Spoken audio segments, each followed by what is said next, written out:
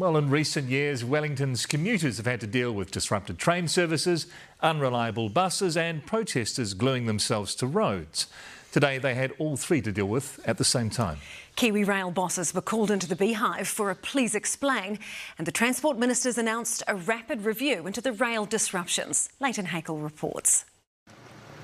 Monday morning mayhem on the way into Wellington. Very busy, very full and very slow. It was just chocker. It was packed. Almost 200 train services were cancelled. The rest had to travel under 70 kilometres per hour after Kiwi Rail's only track evaluation car broke down, so it couldn't do the necessary safety checks. I think we feel blindsided by this series of events. Clearly it's not one that Kiwi Rail wanted to have happen either, but it does underline the fragility of our network when we come to rely on a single piece of equipment. The issue came to light on Friday. Some Wellingtonians tried to avoid the trains today, though commuting by road wasn't much better, especially when serial climate protesters were at it again.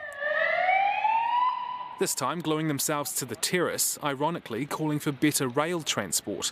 Wellingtonians just want reliable transport. The commute was just really bad. That was awful. It's incompetence by Kiwi Rail. This is a failure, make no mistake about that.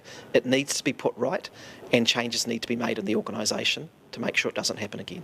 This morning the Transport Minister ordered Kiwi Rail in for a please explain. They own that this is their mistake, that there were errors that were made in terms of the scheduling and rostering in this case. The track evaluation car has been fixed and is on its way to Wellington, though it may take until Thursday before disruption is sorted. I'm not happy at all. The whole organisation's not happy. This has never happened for 41 years in Wellington. We've dropped the ball and we're certainly working night and day at the moment to get this fixed and get this fixed this week. Michael Wood says he still has confidence in Kiwi Rail's leadership, but... Has your confidence been tested? Yes. So too has the confidence and patience of the capital's commuters. Well, Leighton joins us now. Kia ora, Leighton. So what's the government doing about this?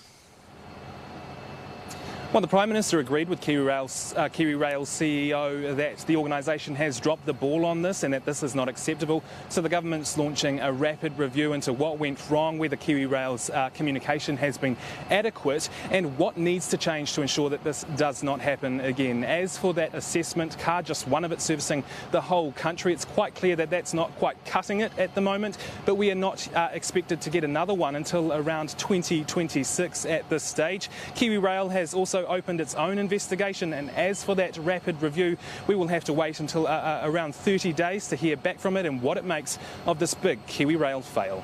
Leighton Hakel live from Wellington, Tēnā koe.